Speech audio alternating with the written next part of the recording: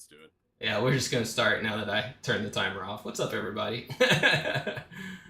Welcome, welcome. If anybody's in the chat, say hello.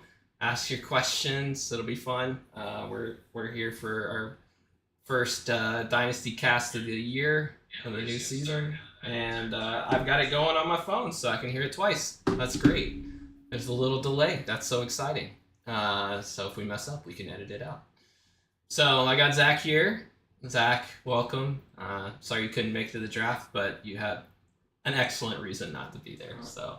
Yeah. I know. I'm sad. I'm very sad, but I know y'all had a great time, and yeah, I look forward to it next year. My daughter's going to be taking over this dynasty team one day, so she's just going to have to understand, the importance of the draft. Yeah, we're all just gonna pass it on to our kids, right? That's what we're gonna do. I hope she likes it. She better. She better. She's gonna be like, "What? Why did you trade for this guy back in 2024?" Yeah. Well, yeah, we definitely missed you. We had a good time. It was definitely a low key draft. That's how I would describe it. Some key crazy people were missing, and yeah, shout out to everybody. Justin and Colin. I'm not sure about your excuses, but Waldrop, much love to you, and we hope to see you next year here soon, and maybe we could even get together for the Bengals game, which I'm excited about. 100%. But yeah, let's get into it. Let's talk football, because I know Matt Lewis wants us talking about football as soon as possible. Maybe even talking about his team. But I think the first thing we're going to do is we're going to talk about median scoring.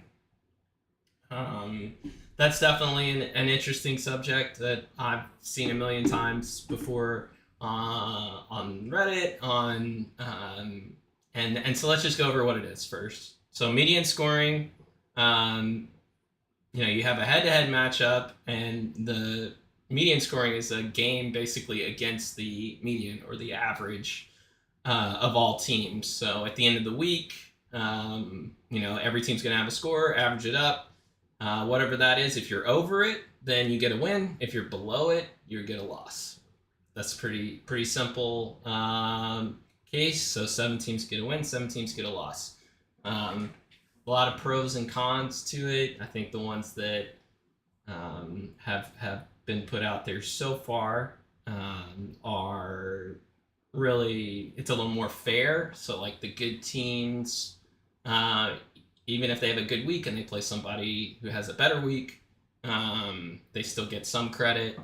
And then teams that squeak by just with like a good schedule don't get as much value. So it's a little more fair by the end of the year. It also kind of evens out tiebreakers, or helps out with tiebreakers. I think Justin pointed that out. So that's pretty interesting.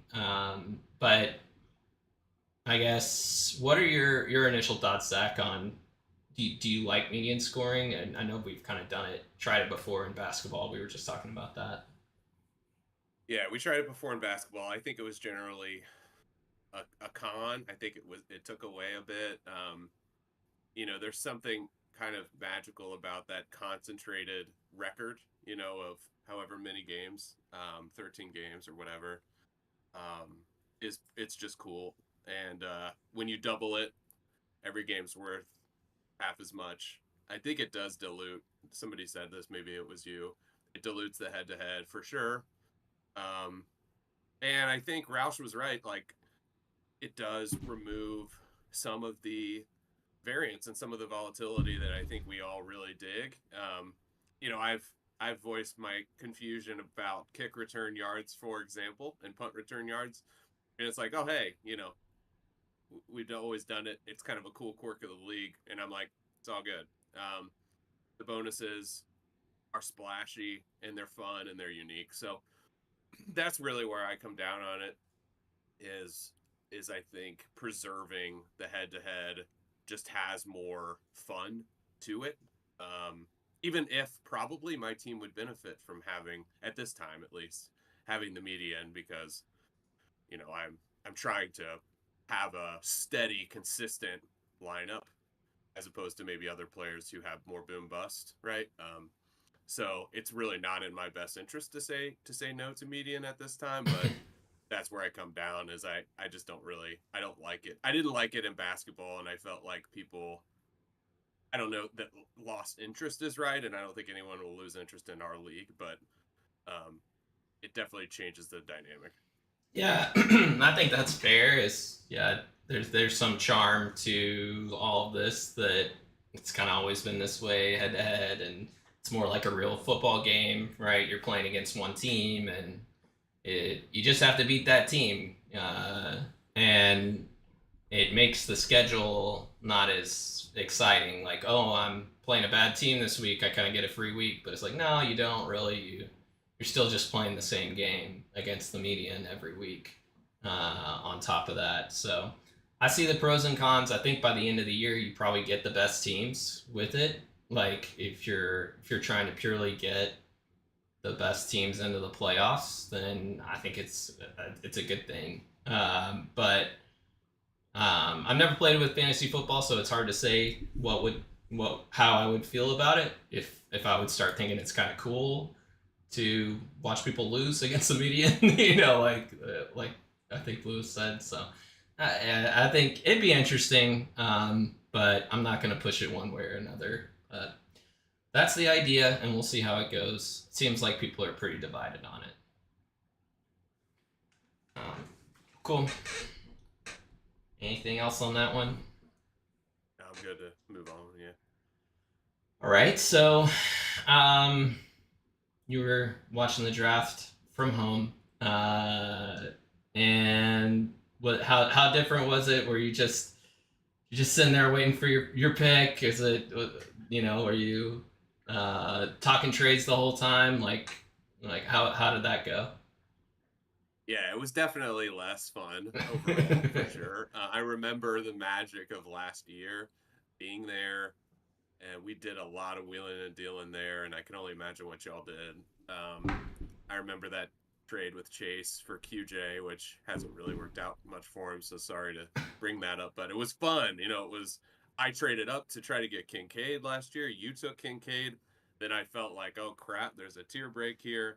Then I traded. I got 2 firsts for the pick, and then I second guessed Charbonnet and all that stuff. But all that happened right there at the draft, and we had that 3-way trade with Lewis. So that was sad to miss out on. Plus, you all had a bad internet connection. I was like, is this stuff even gonna go through? Yeah, that was the worst part. It did. It was the worst part. But I was glad that the app actually worked. We were out in the middle of nowhere, with probably the slowest internet you could possibly have. I guess there could be worse. I've been at hotels where the internet's been worse, but I was at least excited when you click the draft button, it actually updated, and we were able to make some trades, which was good. But the trades at the draft were fun.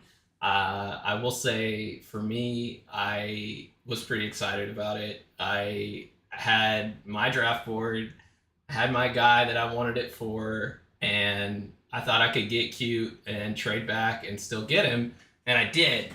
And I felt like a real GM for a minute. Even if I'm totally wrong about it, that's what happened.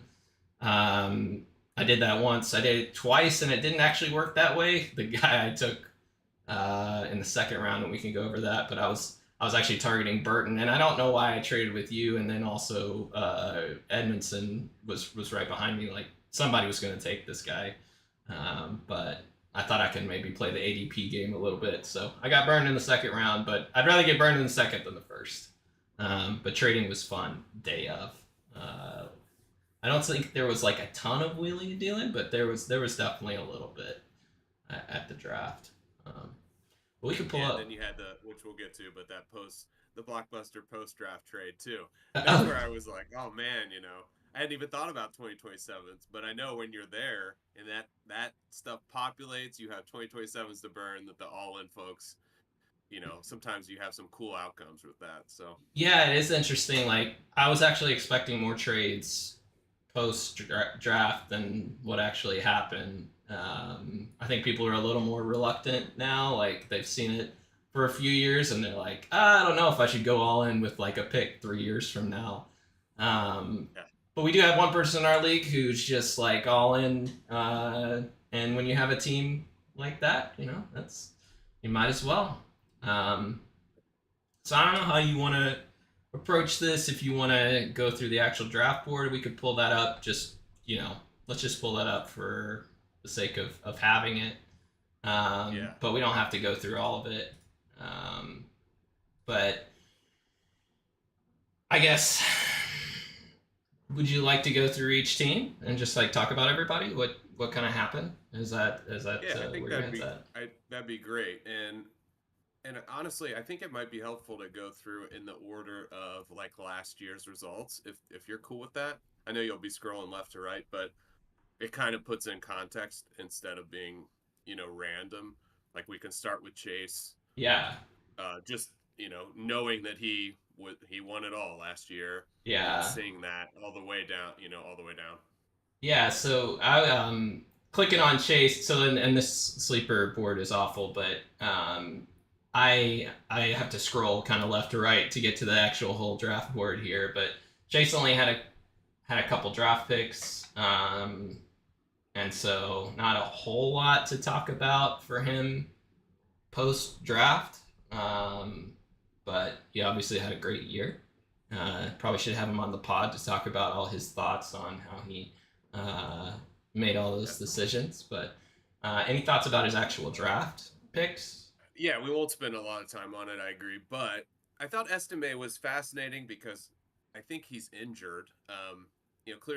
Clearly Chase is all in, and he has his 2027s, but he seems pretty all in to try it at least one more year. So Yeah. Estime, versus maybe like a Ray Davis, that went a little bit later. I probably would have gone that route. Um, but who the heck knows, right? Javonte Williams has had injury problems, and they have sort of a slew of guys. Anyone could pop up and be that second half star. So, Estime fell in the draft, but he's a really good receiving back. Um, so he could pop. But I was a little surprised by that. Theo Johnson, we won't spend forever on it. You're at the 314 there, but he was like the RAS king. We have at least a little sample size to say in tight ends that it could mean something or mean absolutely nothing. We have the Zach Kuntz of last year, the 10.0 RAS, and he didn't even make the team.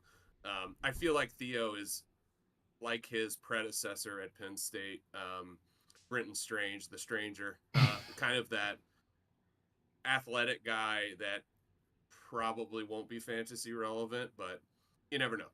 Waller's Yes. obviously pursuing a rap career, so Yeah, the door is exactly. possibly open with Bellinger. Yeah, so it is interesting that they drafted somebody with Bellinger there. Kind of thought maybe it was his chance, and I think they pretty clearly signaled that they're not sold on him with Sure. this move. So um, that is interesting. I think it's an interesting pick.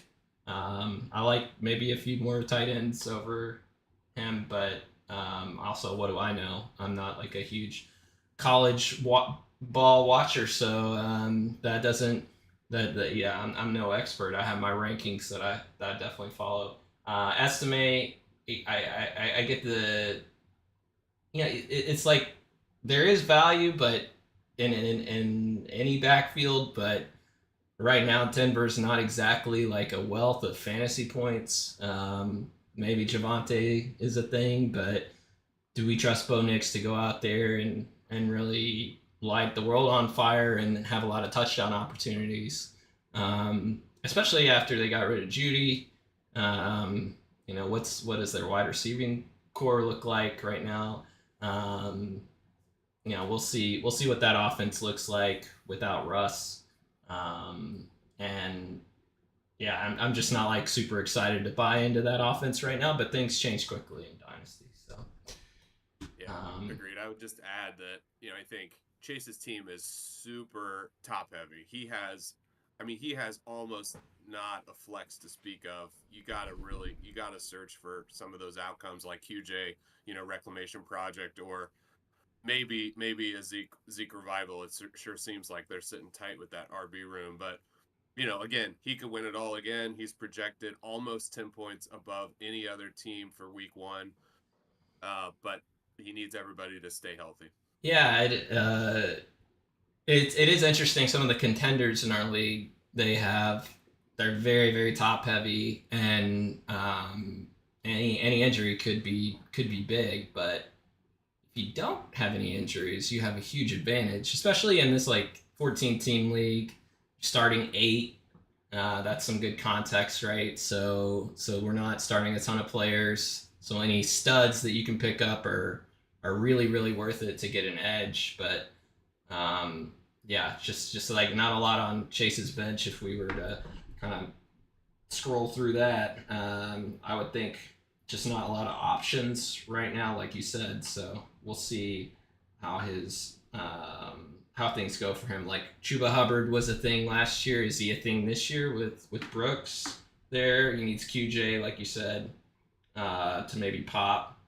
And then is he like flexing tight ends or something? If none of that works out, I don't know. But it might not matter if you have Kelsey producing at a high level, CeeDee Lamb, Kyron doing his thing again, ETN being a top 5 running back, and Jalen Hurts tush pushing. It's like you can see it. You can see him for sure. You could absolutely just repeat if nothing goes wrong. So, all right, well, let's talk about David then.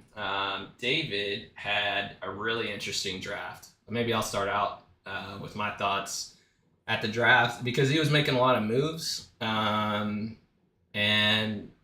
the trading was interesting. Obviously, I was looking to move back in the draft a little bit, and Penny was not budging with that 108. Didn't want to trade with me, which was fine. He actually was, I think, trying to move back a little bit because he liked a lot of players. His tiers were a little wider. So it worked out to trade with David. I really think he had a great draft. I mean, what a way to restart your team. You can't start any better. Bowers at 104, I think, is a great pick. And he gets to have like a stud tight end. He also got Caleb later. And so really Caleb falling that far was really nice for him. I didn't even expect Caleb to make it that far. But I also didn't really do the math on these teams. Colin and both the Collins were not really out there looking for a QB, and I don't think you were either with Lamar. So it really worked out for him, and I think Worthy was also a great pick. I kind of had him 5 out of my top 5 wide receivers, so and like super close to Ladd, so I would have been happy either way. And I guess even that, and with your pick too, Brian Thomas, like those 3 guys were very close for me. I just had a little bit of a preference for Ladd, and we can talk about him later. We can talk about my team later. But those guys I really like. I like his draft. Very, a lot of first round picks, which is always nice and always fun. I guess the only pick that's interesting is the Leggett pick. That's the one to talk about. And I really don't mind it. Like looking at what other picks went after that. Maybe would have gone Pearsall for like a long-term play more than Leggett. I just don't know. If I have to predict upside between those 2 players, I kind of like Pearsall's a little more in the San Francisco offense. But if a guy like Ayuk or Debo leaves, you might get a little more value later. But there is another piece of me that wonders about these offenses that kind of stink. Like you look back at a team like the Texans last year, it was like, ugh, we don't want any of that offense, and they end up exploding, right? So I don't know. It could be a great pick. That was the only thought I had, was like maybe I would have picked Pearsall, but I love this draft. What did you think about David's draft? Yeah, I agree. I gotta show the respect, recognize the game for sure. He might be last in my trade partner rankings, because he either leaves me on red or just treats me like a peasant, and he's a king. I can feel the disdain through the phone. But listen, he had a great draft. I was really jealous. I thought, yeah, to restart. He basically did a rebuild in 6 months. Right. And to kick it off, he's got Caleb Williams and Brock Bowers. So he really concentrated those picks and used them very wisely. And Bowers, we know going to the Raiders, and Michael Mayer, which I cry to sleep about every night. He's a generational tight end for a reason, and this is Dynasty, so we don't really need to overthink, like, what's it gonna look like with Michael Mayer in the next year or two. Like, who freaking cares? He is transcendent, and he's gonna probably be excellent for more than 5 years. So don't worry about it. Take the guy to start your rebuild. The wide receivers, yeah. So I'll show my hand with my evaluation. I really have gotten into the reception perception stuff. I love them. Um, my two do not draft guys were Worthy and Coleman, based upon their evaluations. And listen, like you said, I have a healthy dose of humility, missing on several picks so far. So they have the best draft capital you could want going to the best offenses of the wide receivers. So they could be awesome. And we're sitting here, and I'm looking like an idiot. But based on their evaluation, Xavier Worthy, I mean, he has some major holes in his game. He's not great at anything. Other than being a great athlete, he's okay against man, against zone. He is terrible against press coverage. He is terrible against contested catches. His hands are really awful. Him and Troy Franklin have terrible hands, and he's got a little bit of yards after catch. So he could turn out, again. He could be the best receiver in the league. His ceiling is limitless, but I don't like his analytical profile. We'll get to Coleman later. I do agree with you. I like Leggett there. Um, I follow the Panthers more than I want to because I want Bryce Young to turn it around. But hey, they have Canales. Like you said, it could very well feel like the Texans of this year. We'll see. He was drafted number one. Bryce Young was drafted number one for a reason. I think Leggett has actually some analytics bright spots. He's pretty good against zone. If they use him like they've been talking about, I think he could really thrive. And he is incredible at contested catches, too. Has really, really great hands and is an amazing athlete. So I like both of those picks. And let's remember, he kept Nico. Highway robbery with that pick. We don't have to go back into it, but man, Nico has just hit the stratosphere since David acquired him, and now he got signed a long-term deal. So Huge that deal. looks great. Yeah, Yeah. and then you've got Amon Ra, who's amazing and basically just below the tier of the top three receivers. So maybe he's even in that tier. He's like 9,500 on KTC now. Um, and he got his extension. So I think David crushed it, and I'm jealous.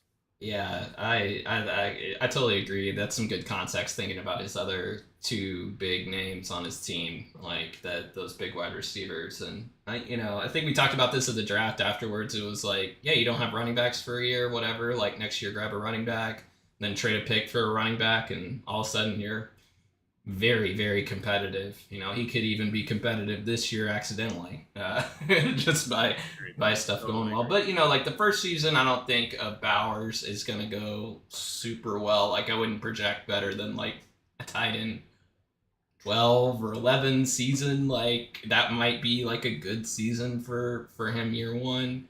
A good estimate, but I think year two, year three, he's gonna take off, and we're gonna forget these days of being like, the Raiders, what a bad spot. Um, Right. Yeah, they need a QB, and it'll probably happen next year and take yeah, off. yeah, Worthy is a very polarizing guy, I think, because of his size. Just that's a big part of it. He's small, and he tries to fight through. defenders, but so he's like not afraid of contact, but you're right, like not great. Didn't show off skills that were like amazing at anything in particular, other than being really fast. But Running a straight line. but but with Mahomes running really For fast sure. and being able to run a few routes is like a good combination. He hasn't really had much of that. What are we looking at? Like MVS, was he fast and is that Yeah, we it? know he wasn't. We know MVS wasn't as good of an athlete as Xavier Worthy because he tested, historically great. But yeah, I think there's some parallels, and that's in his range of outcomes. He Yeah, could be that. He could be more like his. He could be similar to Hollywood, who's on the team, or he could be like really, really his own unique brand of spectacular. Rasheed Rice is obviously on my roster and giving me headaches. Less now, but we'll see. Um, taking pictures I with think it's just. the owner's kids, like daughters, I think. Oh, I It's didn't something, see that. That's a yeah, good. That's a good turn. yeah. It Um, seems like they're fine. So, yeah, I agree. I mean, he's gonna get suspended, but I think it'll be less than half the season, um, and this and is this is Dynasty Dynasty. again. Yeah. Yeah, you got it. So I bring that up to say Xavier Worthy will have a nice opportunity out of the gate, probably with Hollywood's new.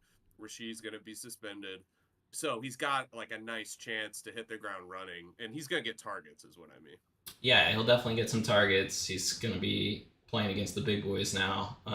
The corners of the NFL are a lot bigger, and so we'll see. We'll see how it goes. But yeah, that definitely some room for. Yeah, it's a very boom bust kind of pick. You could see it going either way. I mean, you could say that about like a lot of these guys, but when they don't have like the prototypical metrics that like these highly drafted receivers have, you worry a little bit about the outcomes. All right, let's Yeah, talk about he me. can. He had 4 picks, and he could afford to be Exactly. boom bust. Shoot for Yeah, the let's move moon. on to you. Let's talk about Yeah. me. Okay, so um, I had the 4. I traded back to the 8, and then I got some seconds. I got all kinds of seconds now that I didn't have before. So, how did you think about my draft? Yeah, it was fascinating. I could tell you obviously you wanted to move off the 104, and I totally get that. You have Trey McBride, who's really blossomed. Um, I probably would have taken Bowers, but I've made no secret that I just really love him. So I like what you did with the outcome that you got. To me, Lad McConkey and Brian Thomas, it's a criminal that they were hanging around to 108, 109. That's just based on my evaluation. But back to the point that you made, historical statistical profiles, these guys really sing in different ways. They're different receivers. But for you to trade back and land this guy who, okay, the only knock on him is his production. We know that. But Lad is like crispy route running. He is also, people think, oh, this prototype, if you're Wes Welker. casual, you're like, this guy's a slot guy. Yeah. No, man. He runs big boy routes. He runs vertical routes. He gets to the boundary. He can do it all. And he does it at a very efficient rate.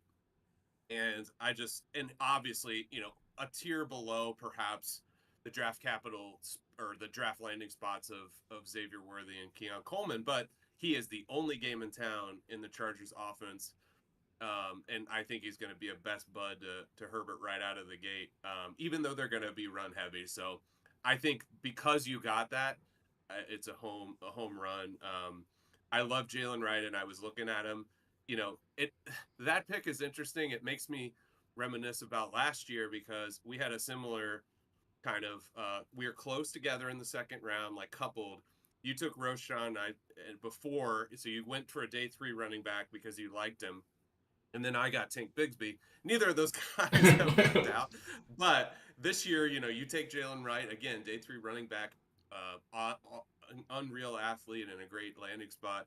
Then I get Marshawn Lloyd at 209, which I was thrilled about. Day 2 running back, but he's behind Jacobs, your boy. So I wanted a piece of the Miami offense, and I got Malik Washington later, and we'll talk about him. But Jalen Wright's certainly a higher odds of success, and I thought that was a great pick. Yeah, it's interesting with also having Mostert on my team. I just feel like that's probably going to end at some point, and then he can maybe fill in. Yeah, but talked about Lad a little bit, and then like the Bowers stuff. Like I love Bowers too, and that's why I traded up to 104 in the first place, and definitely struggled with like taking him or not. And it is Dynasty, and you really should think about like studs, and that was all going through my head.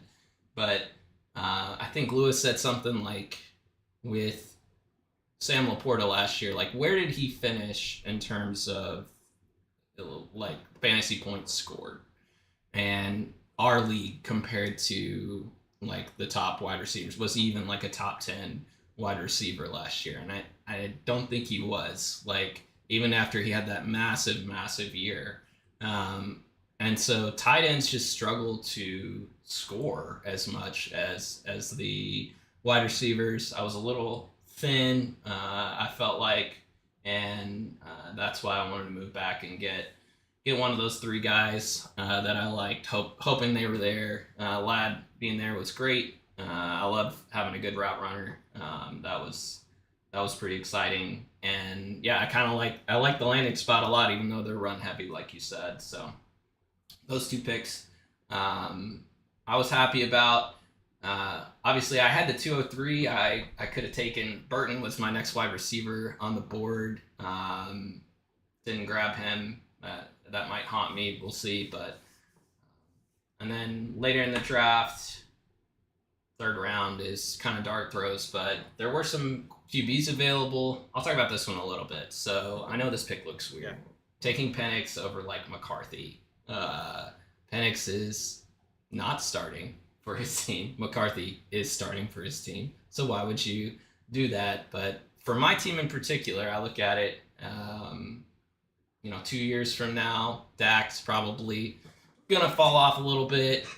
Is Watson a thing? Hopefully, maybe still, but I want a piece of that Atlanta offense if it really spikes, and I think Penix could really be a good fit. I think he's got the arm talent. I think he's learning from Cousins just like Love did. And I think the big knock on him is like age, like how old he's gonna be. Like that's so different from Jordan Love.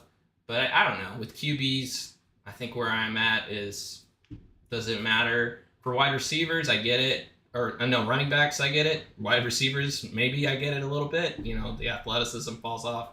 But QBs, I think he's gonna have the arm talent in 2 years, and he'll be able to play a long time after that.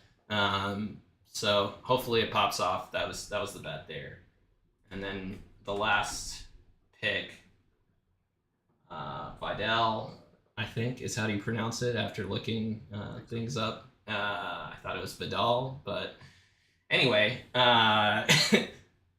I really just wanted a piece of the Chargers offense. Obviously, I got two of them because it's going to be different. Having that running game there, Dobbins, who knows if he's going to be healthy. Gus Edwards is, fine. Definition of mid, but maybe I can sneak in a running back here for a run heavy offense, a Greg Roman offense. So, any other thoughts on that? And no, I don't. Not much. I like the Vidal pick. I agree with you. Dobbins, the wind blows and he's injured, and Gus is getting older for a running back, and I think he's had his injury problems too. They're going to run the ball a lot, and I bet Vidal gets his shot. He's got a lot of things to like for a late running back. Yeah, I'm not. I think Michael Penix. I think you articulated it well. I'm not a JJ McCarthy believer either. Obviously, I took a 6th-round wide receiver over. yeah, you did. Which again, like you, I could come to rue that for many years to come. But I don't love JJ McCarthy other than his landing spot. So take a shot on the guy you like. It's just a format thing. Like we're playing in one QB. Do we think JJ McCarthy, after what he did in college, really is going to translate to be a QB1? QB1, like Maybe he finishes top 14 sometime, but Yeah, yeah, I don't know. agreed. It's not, the ceiling doesn't feel like it's there, but um, okay, let's move on. Let's move on to your team. Okay, let's look at your draft. I think we've talked about it a little bit with each passing time. Like when we talk about other people, we've Yeah, pretty much covered a lot of these guys, but I'll talk about it a little bit. Obviously, Brian Thomas is was the highest wide receiver in terms of draft capital on the board, and yeah, I mean, he was an athletic freak, and he played in an offense where he was the second fiddle. So you, it's a hard eval in some ways. You know, it's like, what if he was the number one guy? What would that look like? And he could be in this offense and the Jags offense. I think the landing spot is great. And you know, Trevor needs a good wide receiver. So he's got a very talented, athletic dude. Again, I have no qualms how you rank some of these guys, but he's a great, he was a great athlete on a great, you know, I think Trevor is still good. I think he's still a good quarterback. He hasn't like popped for fantasy quite yet, but maybe this is the spark he needs with Brian Thomas.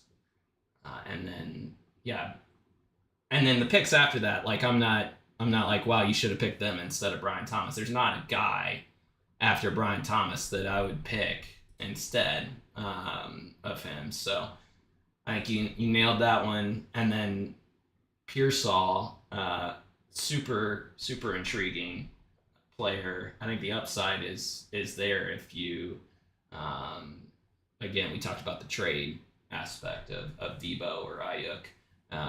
Having to pay them both is going to be hard, and their cap space is going to be a problem. So, as a player, I don't know a ton about him. I know that Brandon Ayuk is a big fan of Pearsall, so that probably means a lot coming from a guy I respect. But hopefully, I think that's a good long term play there. You know, year one, you're probably not getting starter production, right. but that's okay. That's not what you need. You're taking a shot. Now, could you have taken a shot on like a Benson? What was your thought on like the running backs available at that point? Um, yeah, like a lot of question marks. I think if if Brooks was available at 9 and Thomas was available, I would have taken BTJ. But if he wasn't, I was considering Brooks at 9. How I thought that the board might unfold, and then Edmondson took him at 6. So he's the only kind of running back I felt like real confident in. You know, they moved up to get him, or second round pick. They don't have a lot of assets. The Panthers, Rashad White, absolutely 8 in the Bucks offense under Canales, and they've traditionally been run heavy. He's going to be Bryce Young's best friend. I felt good about Brooks. Beyond that, I just felt question marks about everybody. Benson has home run hitting ability, but he's also been injured a lot. He's going to sit behind Connor. Um, he has his question marks. You've got Blake Corum. Blake Corum's older. He's not explosive. Now maybe a year removed from the knee injury, or 2 years removed, he's going to be get some of that back. And he's behind Kyron, but I don't love Blake Corum in terms of ceiling. And I like Marshawn Lloyd. Obviously, I got him there, but he has his question marks too. He's behind Jacobs. He's old. He's like 23, over 23 and a half, I think. He's got some home run hitting ability, but you know, again, third round running backs. I drafted 2 of those last year, and neither of them have popped. So I only liked Brooks. I wasn't going to reach for Benson. Right. Yeah. I mean, just take the when it's ambiguous in my mind. Just take the cheapest option and see what happens, and that's Yeah, kind of what right. you did there, right? Like, okay, I'll just take a guy later for running back and trust the draft capital on like a Pearsall. Um, okay, and you got Jalen Polk. Okay, so talk about him a little bit. Yeah, dude. Most underrated player in the draft, in my opinion. Let me throw some stats at you, man. Okay. Jalen Polk. Number 2 wide receiver in the class against zone. Against zone, it's pretty important. He's the number 2 receiver in the draft class in contested catches behind Roma Dunze. Ever heard of him? Never heard of him. He has arguably the best hands in the class. Maybe you argue Adunze, but it's splitting hairs. His hands are amazing. The Josh Downs of this year, and then he's got big yak ability too. So like, where are the holes in this guy's game? He's not going to be your prototypical X beating man coverage consistently and beating press, but he checks every other box. And I just don't. He was underrated by dynasty players all over. It wasn't just our league, but I love him, and I was thrilled to trade up with you to get him. I think he goes into a barren offense historically, but this is a new regime. I think we look at it with fresh eyes, just like we looked at Houston last year in hindsight. Drake May, he's gonna be Drake May's best friend. Their wide receiver room is a freaking joke. So I think he comes in with Javon Baker, who I also loved, and I think that was a great pick by Penny. And I just think he's going to eat. He can play at all 3 levels too. Now, yeah, he was playing behind Odunze. That probably helped, but I love his profile.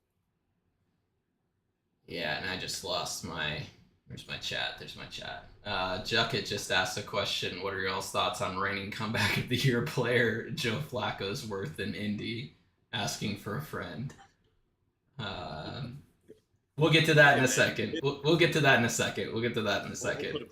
Put a pin in that. So I admittedly don't know enough about Polk because like my draft guys that I follow didn't have him very high at all. And you're right. Like that's just what it.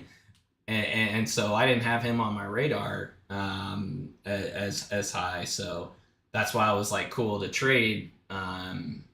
Because I'm a bit of a ranking slave when it comes to all this. Like I know that's probably a sad realization for some people, but when I spend as much time as I do watching basketball and pro football, I don't have enough time to also watch college ball. So yeah. So anyway, I didn't have a high grade on him, but that doesn't mean anything because anything could happen. And I do love the situation for him in being like okay, Patriots have been bad for wide receivers historically forever, but it's a new regime, new day, and they got Drake May there. He could pop. So I agree with everything you said that he is underrated. I don't know why he fell on other people's draft boards so much. I'll have to dig into that a little bit, just out of curiosity. What some of these people like what their evals were on him that made him a little lower. So, but you got a wide receiver, and then I guess I need to go back to the rest of it. You got Malik Washington. I think a lot of people had him as like a late round sleeper, so that's a fun pick. Could work out well. So yeah, I'll say 2 words on that. I watched, Steve Smith does his sort of interviews and stuff. Yeah, he's great, and he makes everybody seem great. But he does. I fell in love with Malik Washington in that interview. Okay, so first of all, he comes from Northwestern. He gets his bachelor's degree and goes to Washington, gets his master's degree. So this dude he's an intelligent dude. His analytics were like really not far off from these higher tiers of wide receivers. His production, he had the most receptions in college football last year. It doesn't mean everything, but it's interesting. So I don't know. I love him as a player. I think he's got a great head on his shoulders. Obviously, 6th round means the odds are long for him to succeed. But like you said, piece of the offense, there's a great opportunity for him to come in and be the slot receiver next to 2 studs and get wide open. He runs great routes and has good hands and some interesting yak for his size. He actually really runs through tackles well.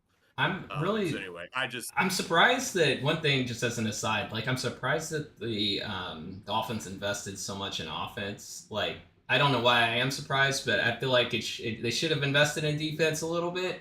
Watching that team, but it seems like they put some rookie picks into this. Not I guess they didn't spend any like super high picks here. With yeah, they got 3 and 6, what like that. So uh, 4 and 6. that's it. Anyway, let's go to Bryce. At the draft, Bryce was absolutely thrilled to get Drake May. He was so happy about that. So I will say, shout out to Bryce for getting his guy. He kept falling and falling, he kept falling. I don't know if you have thoughts on these other guys. Again, McMillan was like a sleeper on my sleeper list, but um, I don't. Yeah, Tampa Bay wide receiver is always fun, but especially with those guys getting old. So anything could happen there, but not like a really great offense, and then a running back for Baltimore that I don't know at all. So Yeah, a poor man's Kamani Vidal, if you will. No, no, yes, no. exactly. They get injured perennially in Baltimore, so maybe he's got a route, but behind Henry, obviously. Yeah, I mean, I think Bryce did what he could.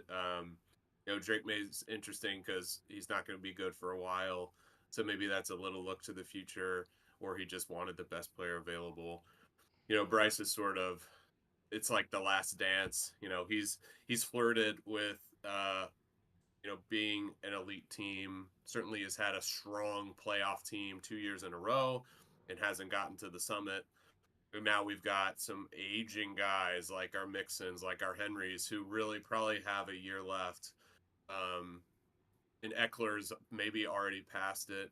Diggs certainly was probably the most painful of his offseason guys to take a huge hit going to Houston, and who knows how that room shakes out, but clearly he's no longer the only guy in town. So I don't know. I mean, he held strong. He's going to give it one more go, I think. He's got his 27s to use. And there were some good things that happened to his players. Obviously, Mixon Yeah. going to the Texans. Mike Evans is Henry going locked to the in. Ravens, like oh my gosh. Henry going to the Ravens, Yeah. and Pittman getting his long-term deal as well. But yeah, you could easily see a scenario where he's tearing it down halfway through the season. That is, yeah, he'll be an interesting one to follow. Definitely could be a candidate for like trading his players for picks at some point and having a fire sale, trying to get the best offer possible. But I mean, those players scored a lot of points last year. I'm always interested, like you brought up the Diggs piece, and it also kind of makes me think of the wide receiver room in Chicago. You have these like three wide receivers that could be really good for fantasy, but it's like you're not sure what to do with that room.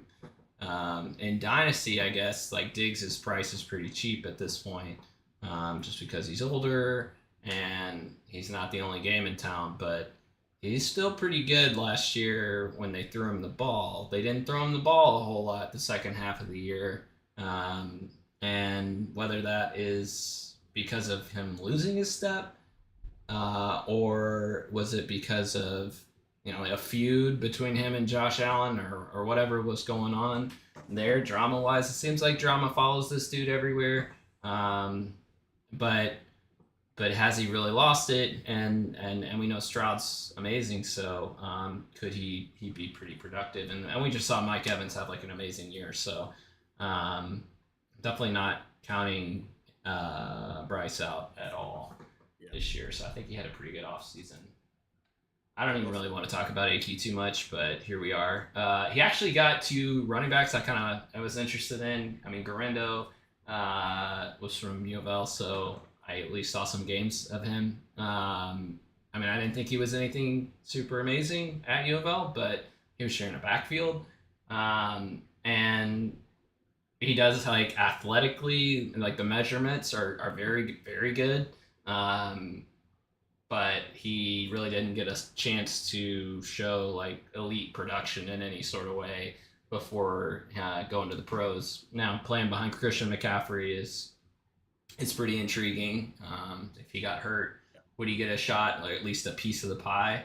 Uh, that is possible. And then Laub, I don't know how to say his name. Is that how do we say? Is it I Dylan? just say Lou, but I know that's wrong. Yeah, yeah. I mean, this one was really interesting to me because, like, I'm not sure that Zamir White or Alexander Madison are the real deal.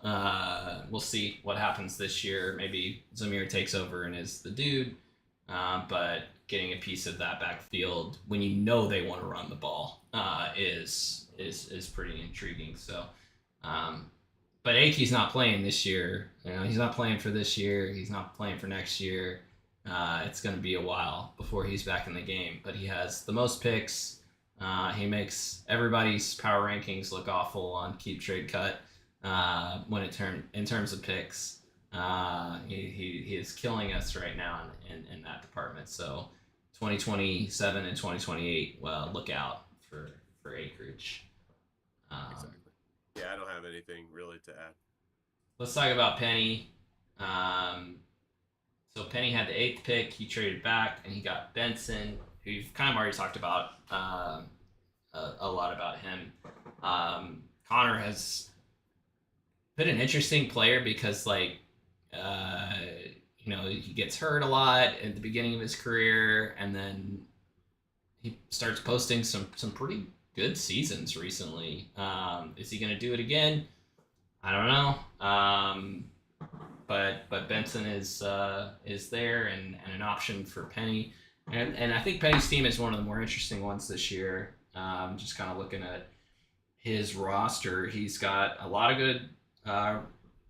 He's injected a lot of talent into his team over the past year, especially with his amazing draft last year, having Puka, Tank, and Achan.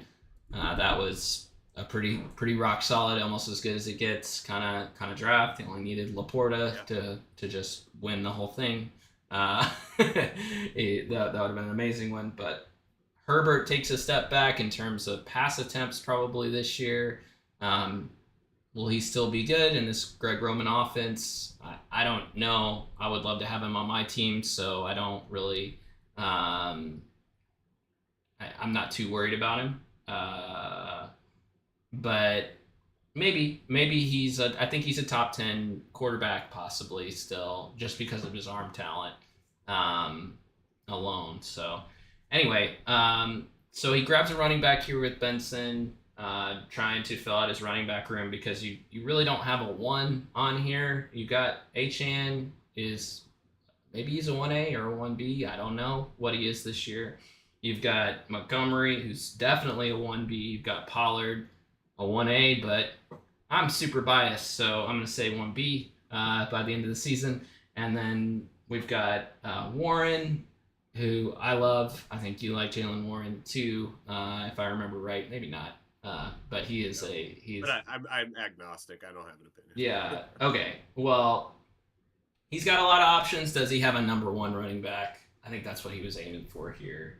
And then he grabs another piece of the New England offense with Baker at the 208. I'm not sure what else he could have grabbed there, but I don't hate it. Any thoughts on his first 2 picks? I mean, like you said, the running backs were kind of. Yeah, I do like Benson. I just would have liked him more at the top of the second. I like Javon Baker. I think he is the prototypical X. He has some statistical things that really pop, which is like kind of interesting for a 4th round pick. He was really great against press coverage. He's good against contested catches, and he's great at yak. So, there's a path where he becomes a starting X receiver in the NFL, and not your Devontae Parker last in the league worst X receiver by every metric guy, like a legit guy. So I think that swing, even though he's a 4th round receiver, I think that swing is really smart. I would have loved for Sennett to fall to Penny there. It's funny you mentioned that. At the draft he was hoping for that. That's what he was really wanting, and for Colin to take him, that was that really messed him up. He had it all planned out. So I think Baker was like the consolation prize there. So yeah, he definitely needs a tight end.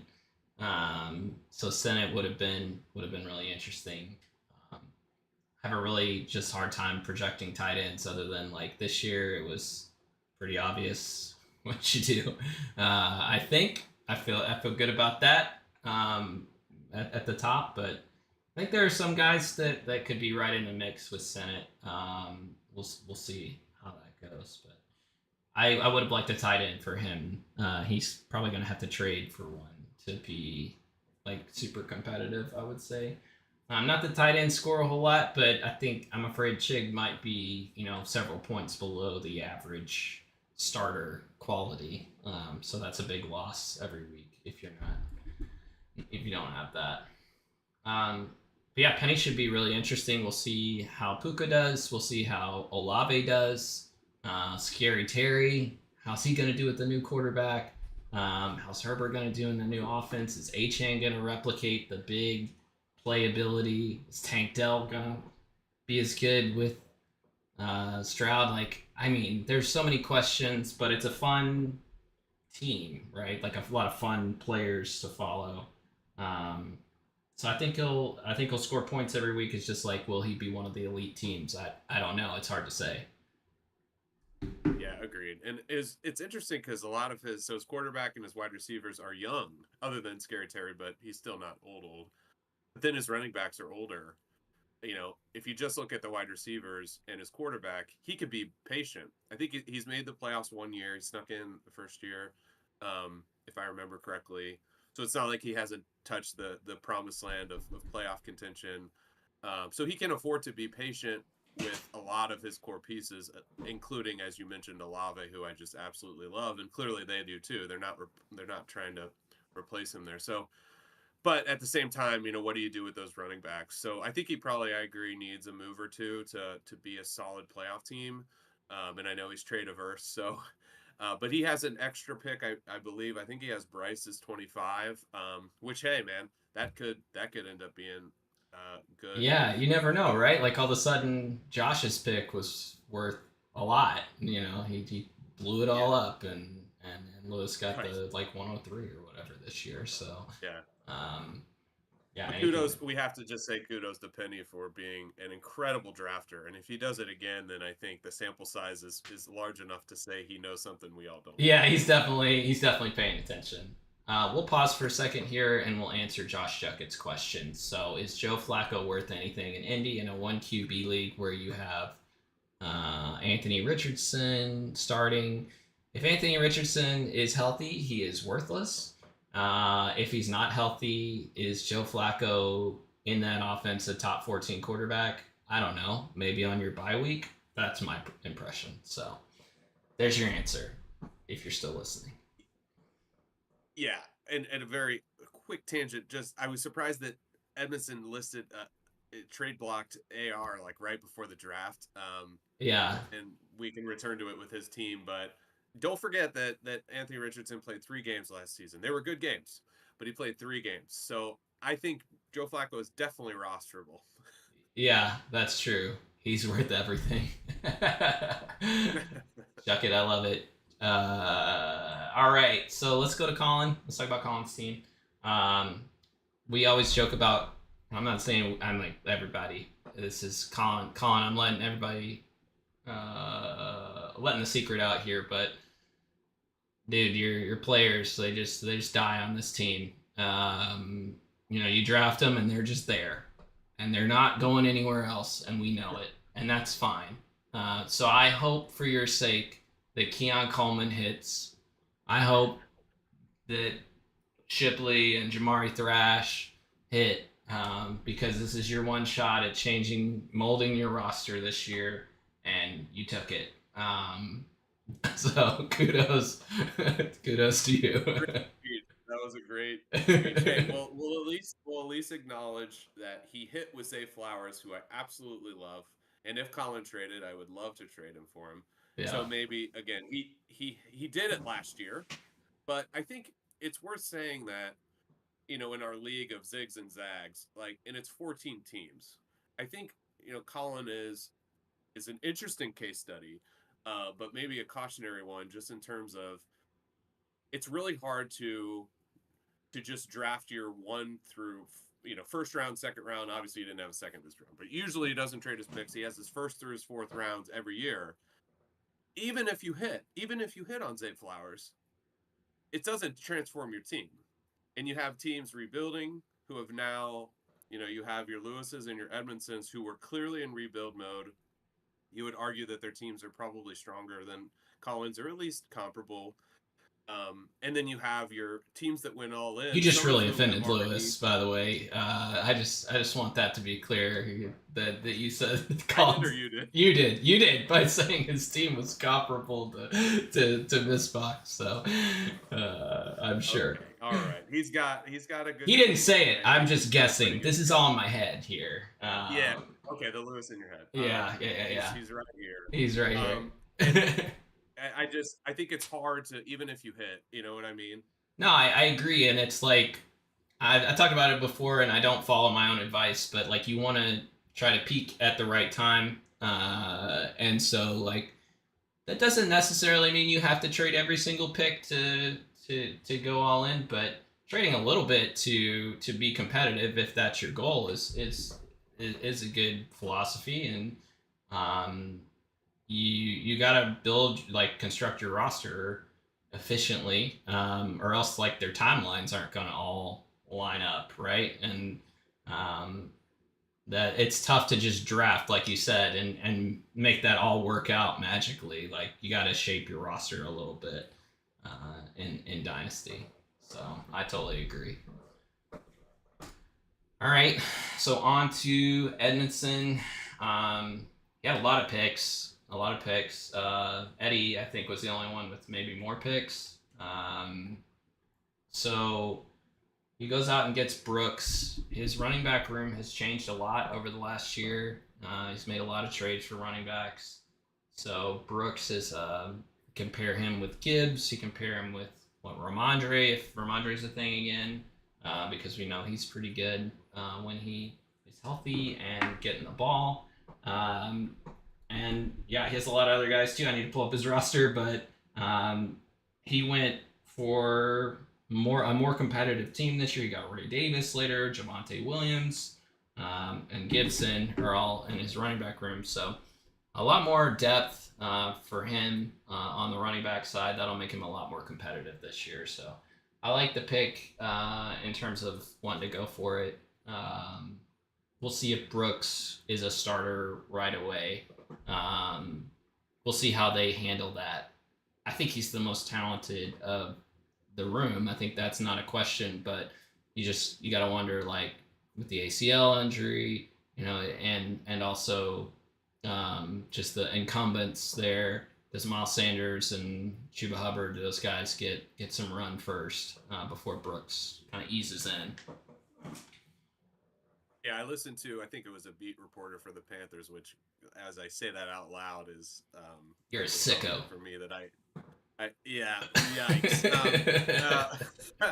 But he was saying basically that, like, coming off the ACL, that the feeling from the team is that Chuba's going to lead this room to start.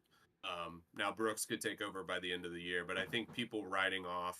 Now he never even mentioned Miles Sanders, so I think at least to him that dream is dead. But I think people writing off Chuba as well.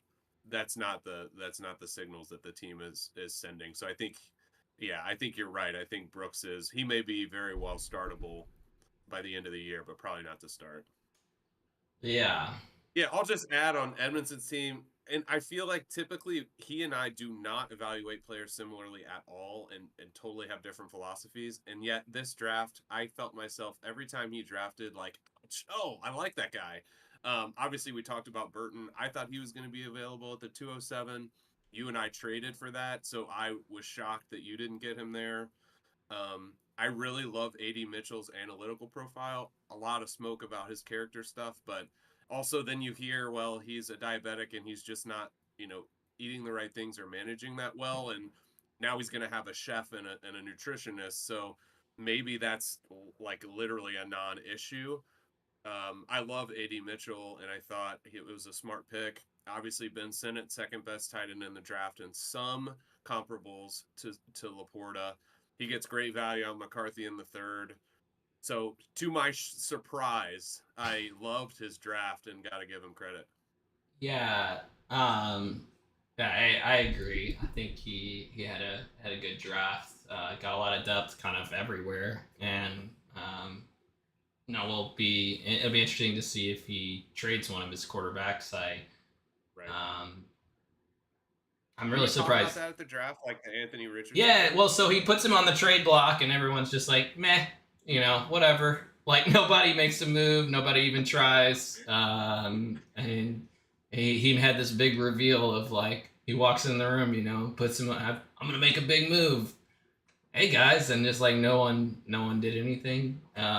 So that was too bad for him. But maybe good for him because me personally, I would keep him. I think he has the upside. When he did play, he only played 3 games, right? Was it? Is that right? 3 games. So he has the Yeah. upside to really hit for fantasy. I'm always partial to running quarterbacks, but he's already hurt, which is not good. And in his early on in his career, really wanted that year for development, especially with him. Like of all people, he comes into the league with like so many questions about his passing ability, accuracy, not necessarily his arm talent in terms of how far he can throw it, but he clearly has that. But like the anticipation and all that is that there. I mean, I was impressed by the first few games. I think he's got a great coach there, but we'll see what happens. And they added to the wide receiver room with Mitchell, who I liked as well. So I think it'll be interesting to see what he does. But his team's Yeah, I'm with you. really good. Sorry to interrupt you. I like the fire and ice kind of like when I had Trevor Lawrence and I had Justin Fields, and now I'm gun shy on running quarterbacks until they get their second contract. But I do like that like pairing. Um, AR and Brock Purdy. AR when he's playing, he's probably your higher variance pick, and he could have a huge game and win you the week. But then you have steady Eddie Brock Purdy there, so I like that.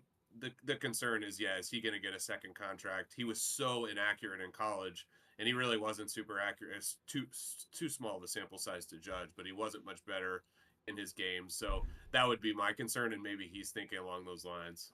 Yeah, But that's interesting that he offered him. Yeah. yeah, and so it was a good draft for Edmondson. I'm excited for his team. Should be a fun year for him. We don't have a lot to talk about with Justin, Luke McCaffrey. I guess. Yeah, we could talk the pre-draft. We could talk the pre-draft, or actually, it happened during the draft eventually. But I traded him Cole Kmet. He traded me Josh Downs. Yeah, talk about that trade. Yeah, I was obviously he put Downs on the block. He put Downs, I think, on the block earlier in the offseason, and I was bugging him about it. And then he didn't want to trade him, and I kind of stopped harassing him. But then he puts him back on the block day of the draft. I just love the dude. Like in some of the reception perception data, he's like 93rd percentile against man coverage. Like that's for the size that he is. He's got a lot of Tank Dell like qualities, although they're different receivers. And he had the best hands of last year's draft. I just love him, and I think the talent will out. So I'm all in on him. And I was looking at his roster. He had Hunter Henry at tight end. I thought he could use an upgrade. I have so many tight ends. Cole Yeah. Kmet has been tight end 7 the last 2 years. I think Kincaid's probably superseding him this year. I don't need him. Now it's super crowded in Chicago, but You also have I think Kittle. he's an upgrade. You have, yeah, I do, yeah, right. But I think he's an upgrade over Hunter Henry. And they invested in him. Cole Kmet has a long-term contract, and he's 25 years old, so you could do a lot worse. I think he's really underrated. So I think it was addressing. Now I don't really have a need at wide receiver. You could never say that, but I think we Yeah. both got what we were looking It's for. interesting Yeah. with Josh Downs because like I'm sure he tried a million different combinations of trades for him or to trade him away. And he's one of those guys that like is really interesting. He's in a situation where they're not. Are they going to throw the ball enough to where he's going to get the volume that you need to be a starting wide receiver in our league? I'm not sure, but situations change. Like the way I know the way you talk about it a lot of times is like you're wanting to invest in the player, and situations can change, and that's one way. But like the situation now is not great for in my mind for him in terms of the volume he's going to get in that offense with Mitchell and Pittman there. I just feel like they're going to command some targets away from him, and maybe there's enough to go around, but AR hasn't shown the ability yet because he just hasn't played. So there's a little hesitation with Downs. He did do a good job with AR out. I think he had some good games, but he never. I mean, if we looked at his scores, were they winning you weeks? I don't know. Maybe once he had a big week. Not as a rookie. And he's a rookie. Yeah, you can't say much about that. Like he put up. I looked at. He put up 780 yards and 2 TDs. 780 yards in your rookie season is nothing to sniff at. That's great. Gardner, Stormtrooper helmet, Minshew throwing the ball. I just like that's really encouraging. We both have our love hate with Jahan Dotson, but he's had more yards than Jahan Dotson's ever had in a season. But you're right. The target competition's huge. But hey, that's why he's attainable for a mid to late second, because AD Mitchell's in town. AD Mitchell could be the second coming of Gabe Davis and just be running cardio out there all the time. And then maybe Downs is your Christian Kirk plus, maybe. So there's a route, but yeah, it's a buying low on him. All right. Only thing I'll say about Waldrop, I like the Rice pick. That room is empty. Might as well take a shot at the Chargers wide receiver room in a more prototypical size there. So maybe he can turn out to be the X receiver for him. I don't know, but obviously I'm a huge Lad fan, so I think he's going to get a lot of the volume year one. So I like that pick for him. Trying to think of like guys after that. I mean, he could have taken a quarterback, I guess, but that was really the only, or Ray Davis. But with the room like he has in terms of running backs, Ray Davis might have made some sense, I guess. It's the only piece. But yeah, not much to say about Waldrop with the later picks. Yeah, agreed. I mean, he did a really nice job, I think, of turning things around fast, and his core is young. I mean, Mahomes, AJ Brown, and Laporta is going to set him up to succeed for a while. And he has extra picks too. So I don't think he's going to wait too long to go in, but I mean, he could quickly add some running backs and get into the playoffs and be super dangerous. So he's accomplished his goal. But yeah, his picks, he always zags where, like Tez Walker, his analytics were egregiously bad. Awful. Awful. The dude can't kind of do really anything super well other than he's fast. But hey, man, they didn't invest a top pick in a wide receiver, other than Zay Flowers. So there's a possible route there. Bateman just got paid though, right? Who'd you say? Sorry. Bateman. Oh yeah, very strange. Yeah. I probably just have my bias. Yeah, same. Yeah. He's forever a high potential guy. Yeah, exactly. All right, let's talk about Josh. He traded all his picks at the draft. Any little pick he had, he traded it. Tracy's interesting. I love Tyrone Tracy in the fourth. I do too. I like that. Why not go for that pick? Singletary's not going to light the world on fire, so maybe he gets a shot at some point, and I don't think he could do worse with that pick with the team that he has. But yeah, he's traded his future for Tua. That's pretty much the big news for him from the draft. So what are your thoughts on that? Yeah, Yeah, dude. It's fascinating. I was looking at Tua. You know, he was QB9 last season. They're super explosive, as you said. You know, they've invested so heavily on offense that you can make the argument that that's a good trade. I would have probably not spent that much on Tua, knowing that he's one hit away from never playing again. That scares me in Dynasty. You know, it's the reverse kind of, hey, these guys have long runways. Well, this guy might not. But hey, you could do a lot worse than Tua as your QB. He addressed his most glaring weakness. We don't know what Will Levis is going to be.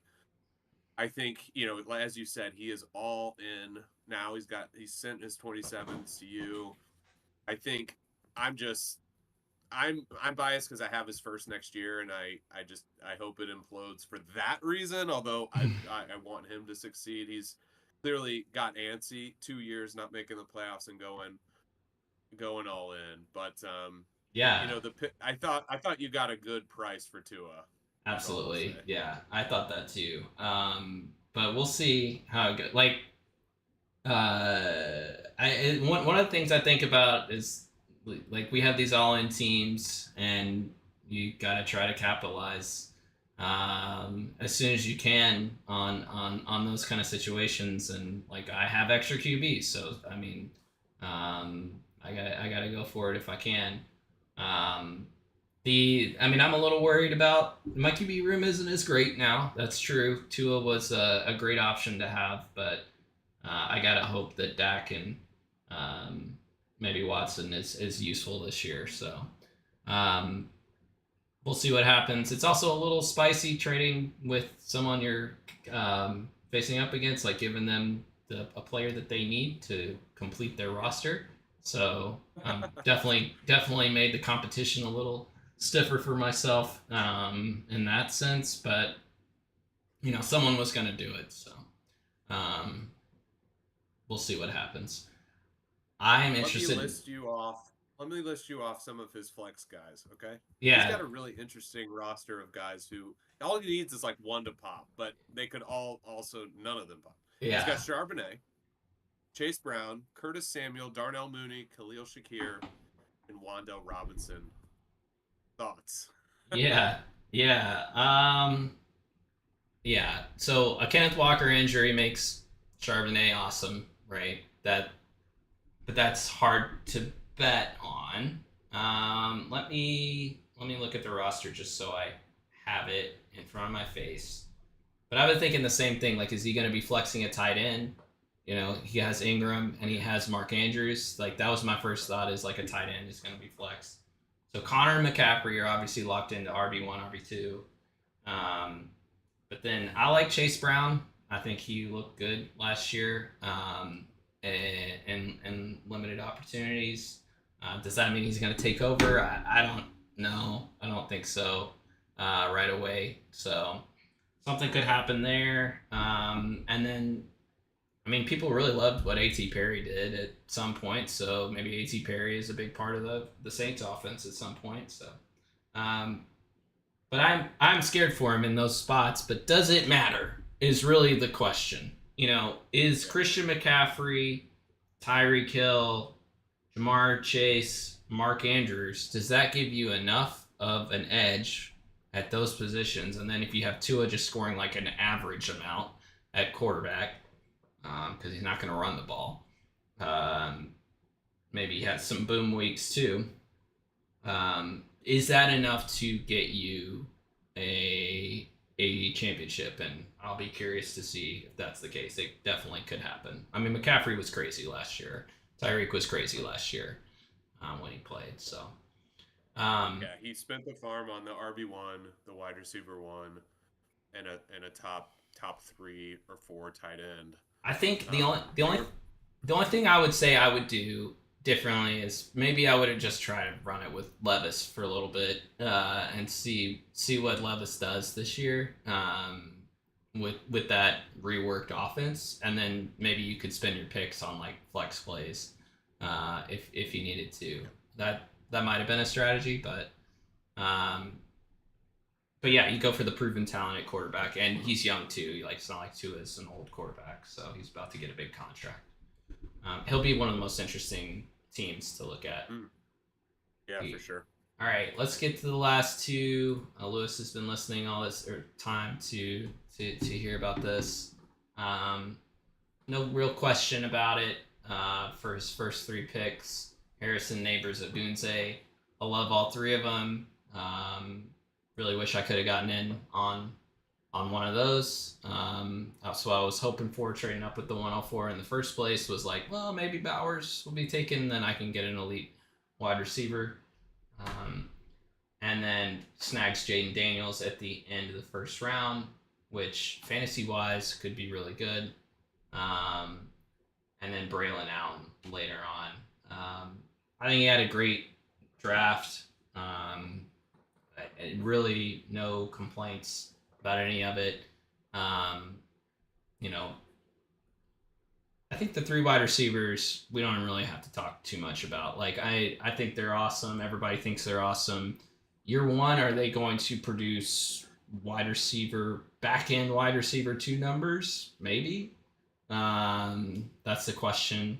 You know, what is this team going to look like this year? But it doesn't really matter as long as, you know, next year he starts to hit the gas. I'll be interested to see if he tries to hit the gas this year, if these guys start showing something, or some of his other players like JSN or Burks or Watson or any of those guys, JMO.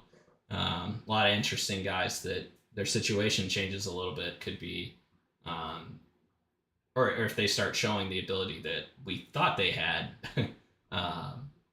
You know, if Lewis goes in and tries to trade some picks. Any thoughts about Lewis's draft overall, other than it was good?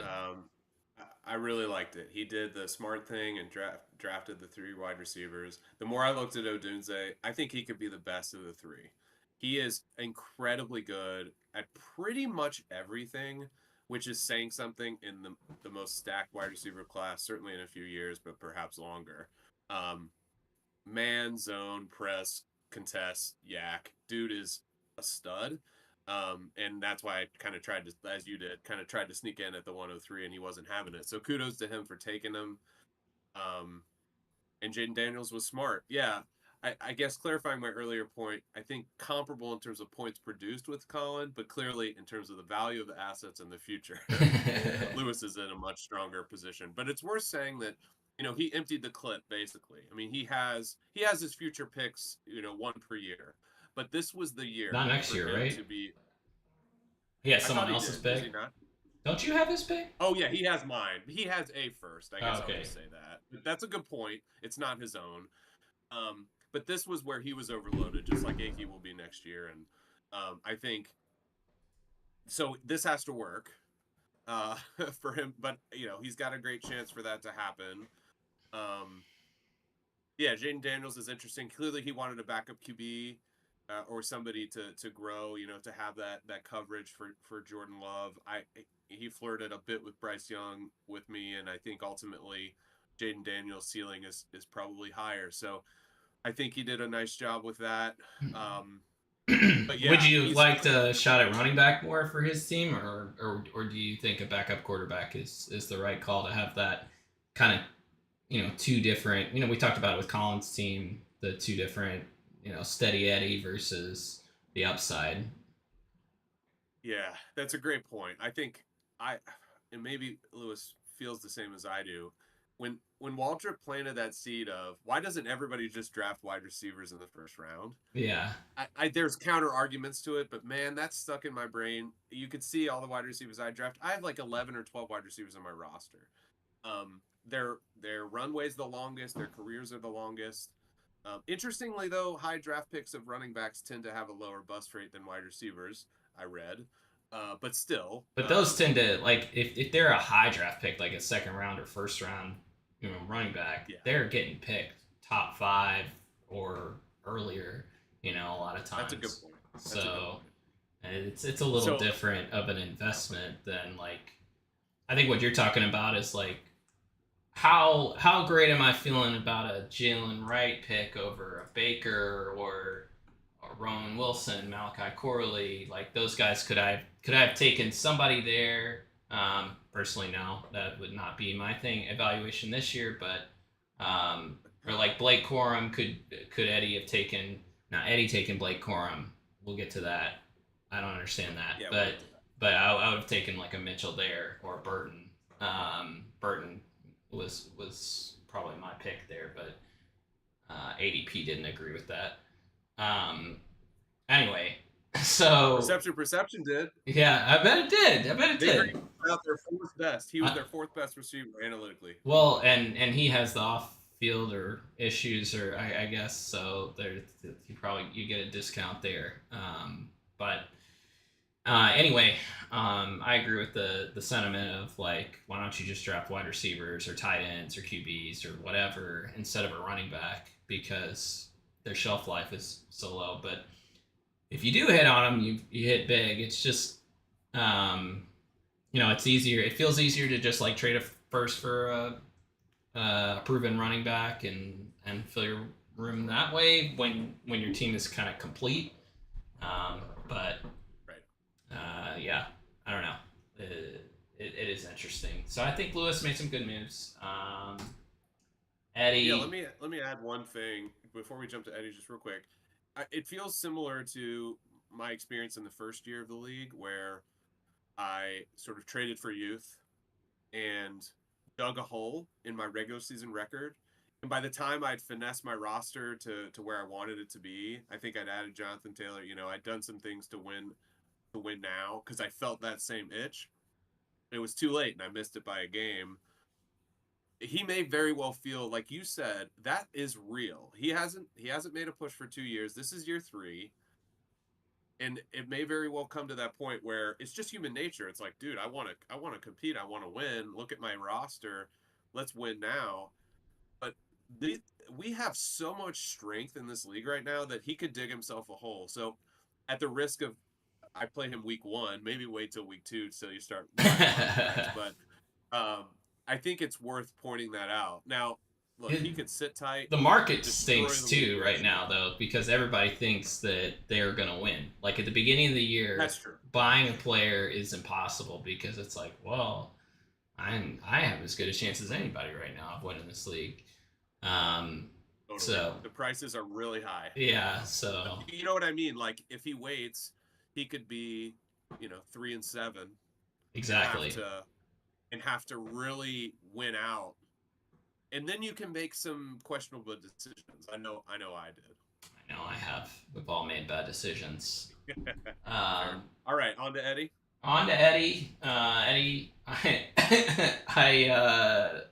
at the end of when we were talking about the draft, I was like, man, Eddie had a lot of picks. That's how I described it. And it was like, man, I don't know if that's like a good thing, like at this point, but no first. So no first to talk about. His first pick was Blake Corum. I had Corum around here in terms of my rankings. I would not have picked him for this roster. Now, if I'm Eddie, I'm waiting for a Kyron injury and trading Corum away as soon as possible. I think that's the move.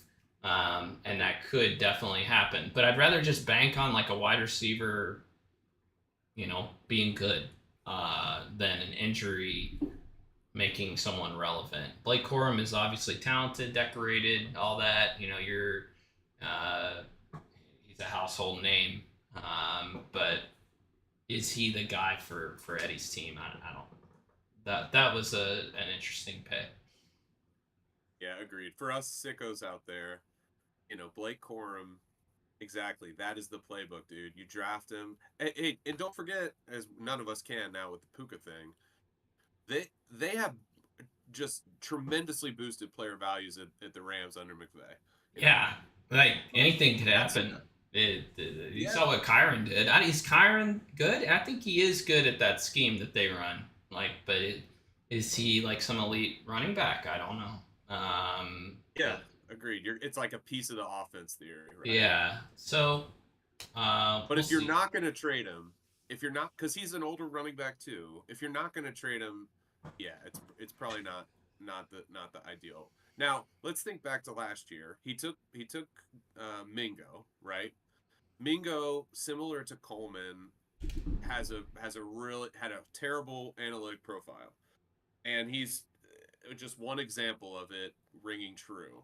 He can't separate. He's been immediately replaced. He didn't even get a year. Like Right. they've totally revamped their wide receiver core, and he is on the outside looking in. He's wide receiver 4 in Carolina. Um, so maybe he's thinking, I don't want to miss again.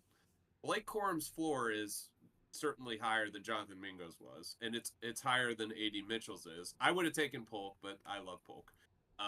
So yeah, I hope that he sells him at his peak, and he could get some really nice value. He could get a first, right, that he could use in a future year and accelerate the rebuild. But you gotta like really closely follow what's going on Right, in the Rams. exactly. I mean, That's what he like needs to do. He's gotta really follow, see what the Rams are doing, and see how Kyron's doing. See, he's a small guy, and maybe the injuries happen again. I think that's definitely possible. So, yeah. Hey, Chase has his 27s. So maybe you're thinking, oh God, well, I'm Kyron trying to was, think through that in my head. I'm sure a lot of people are just like, well, how yeah, can I get those? Like the top heavy contenders. That's what I'm aiming for a lot of times. Not to spill the secret sauce here, but not that I've done it so well, but that picks can change in an instant, and especially yeah, when you don't have like the value on them can change in an instant because the roster maybe doesn't have a ton of depth, and an injury or two happens. So acquiring first is always a good play, especially the further out they are. Anyway, so he gets Corum, he gets Troy Franklin. Um, he like I don't think I have a ton of wide receivers a lot higher on my list than Franklin at that point, so I don't hate the pick. He just wasn't my one of my guys. yeah, agreed. And then he just grabs a bunch of wide receivers. Malachi Corley really upset Bryce at the draft. Bryce really wanted him. Um, In the third. yeah. Um, yeah, I don't know what else to really make of it. You got Bo Nix as a QB, backup QB, which I mean at that Yeah, it's point, like I think you could categorize Eddie's draft as like situation over like maybe talent or analytical profile. Like you go through it. Obviously, we talked about the Rams. Troy Franklin, fourth round pick, day 3 wide receiver, but goes to be paired with his college quarterback, who he also drafted. Bo Nix, starter right away. You've got Roman Wilson. I had him on my do not draft list because I couldn't stand his profile. Although he has some cool things, I think he's not a great route runner. the way it's like they wanted Deontay Johnson again, but he's Yeah, like the Walmart version, or not even not even yeah, close, like the Dollar Tree version.